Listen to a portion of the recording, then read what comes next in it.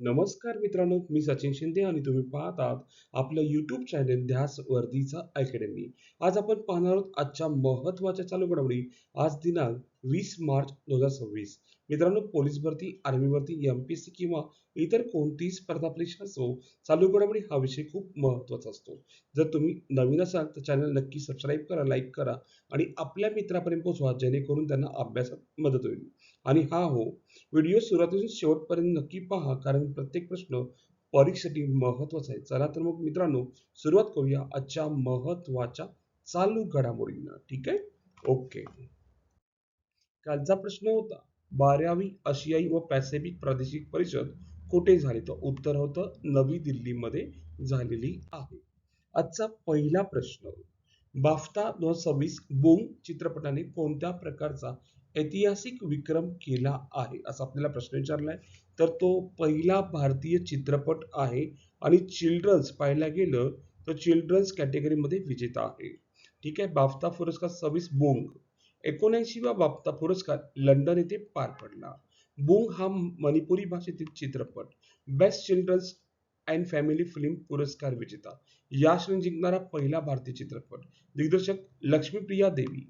ठीक आहे. निर्मिती एक्सेल एंटरटेनमेंट, फराहान अख्तर, रितेश सिदावानी. कथानक, वडिलांचा शोध घेणाऱ्या मुलाची भावनिक कथा. लक्षात ठेवा, बूम पिक्चर काय महत्वाचं आहे की वडिलांचा शोध घेणाऱ्या मुलाची भावनिक कथा आहे आणि तो पहिला भारतीय चित्रपट आहे आणि चिल्ड्रन्स कॅटेगरी विजेता आहे. ठीक आहे. दुसरा प्रश्न, सिप्री अहवालानुसार भारताचा सर्वात मोठा शस्त्र पुरवठादार कोणता आहे? ठीक आहे. भारतात सर्वात मोठा शस्त्र पुरवठादार कोणता आहे किंवा कोण आहे असा आपल्याला प्रश्न पाहिजे. तर पाहायला गेलं तर सर्वात मोठा शस्त्र पुरवठा करणारा देश भारताला पाहायला गेलं तर रशिया हा देश आहे. ठीक आहे.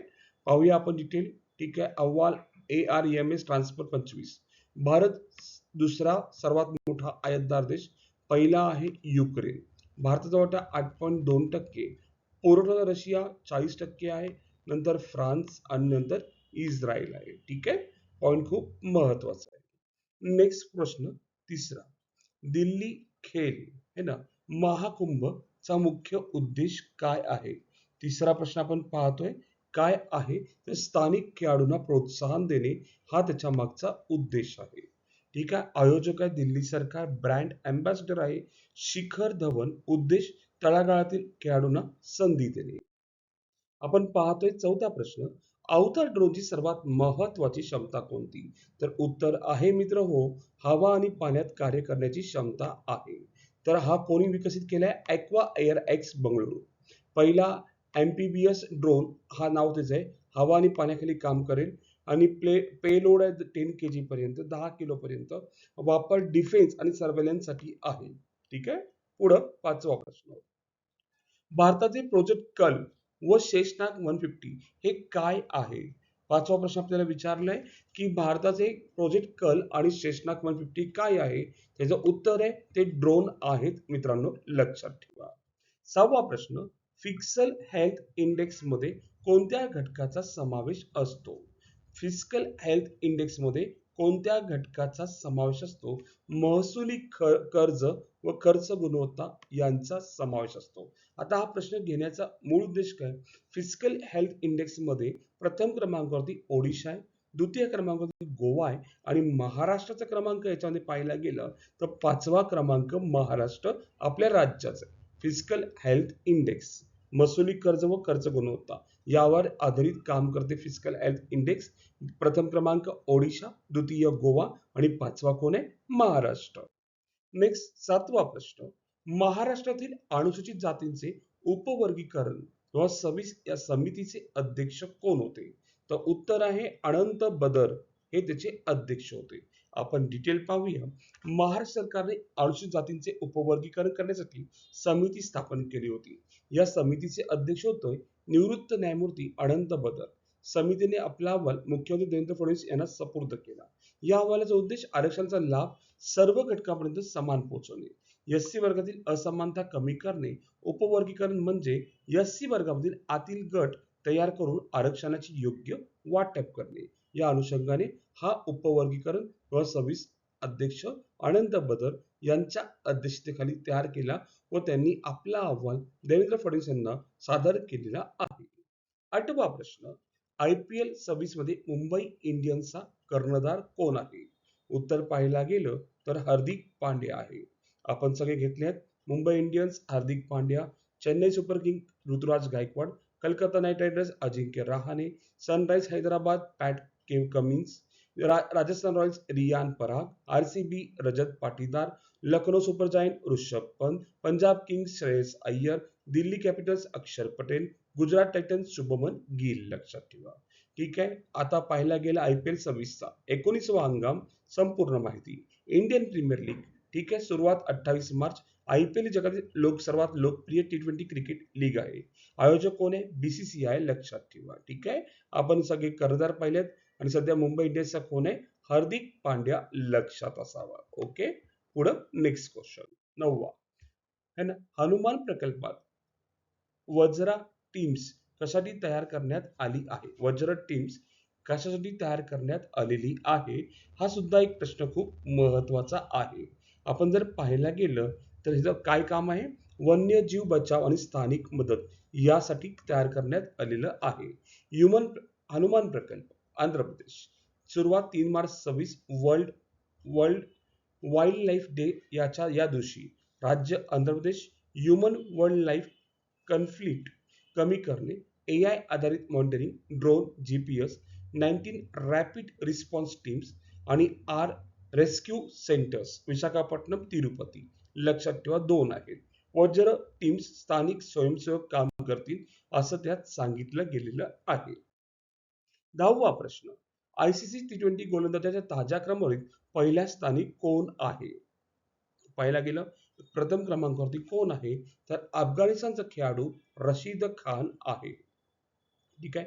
जसप्रीत बुमराचा 5वा क्रमांक लागतो 702 गुणांचा.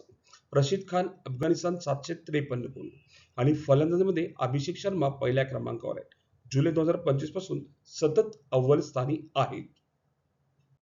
आपण पाहतोय 11वा प्रश्न, इंडियन ऑर्किड फेस्टिवल 26 कुठे झाला? तर उत्तर आहे याचं मित्र हो. लक्षात ठेवा ते सिक्कीम मध्ये झालेलं आहे. कुठे? सिक्कीम मध्ये. पुढे 12वा प्रश्न, इंडियन वेल्स 26 महिला विजेता कोण आहे? पाहिला गेलं तर उत्तर आहे अयर्ना सबलेंका या विजेता आहे. ठीक आहे. ओके. पुढे नेक्स्ट क्वेश्चन 13वा, नद्यांसाठी कृतीचा आंतरराष्ट्रीय दिवस कधी साजरा केला जातो? नद्यांसाठी पाहायला गेलं त्याचं उत्तर आहे 14 मार्च रोजी साजरा केला जातो. मित्रांनो ऑप्शन डबल झालेला, आपण ऑप्शन नंबर 1 14 मार्च करूया. ठीक आहे. 14 मार्च ऑप्शन नंबर 1 बघूया आपण. ठीक आहे. पुढं 14वा प्रश्न, आशिया चषक तिरंदाजी 27 चा दुसरा टप्पा कुठे होणार आहे? आशियाई चषक तिरंदाजी 27 चा दुसरा टप्पा कुठे होणार आहे? तर पाहायला गेलं याचं उत्तर आहे नवी दिल्लीमध्ये होणार आहे.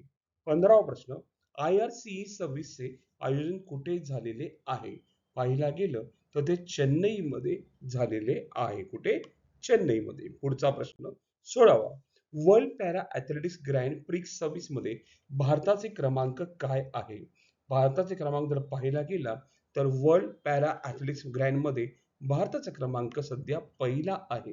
माहित असावं भारताचा क्रमांक किती आहे? पहिला. 17वा, PRSM मिसाईल कोणत्या देशाने विकसित केलेली आहे? तर पाहायला गेलं अमेरिका देशाने ती विकसित केलेली आहे. 18वा प्रश्न, गुजरातने कोणत्या प्रकारचे रॉकेट प्रक्षेपित केलेले आहे?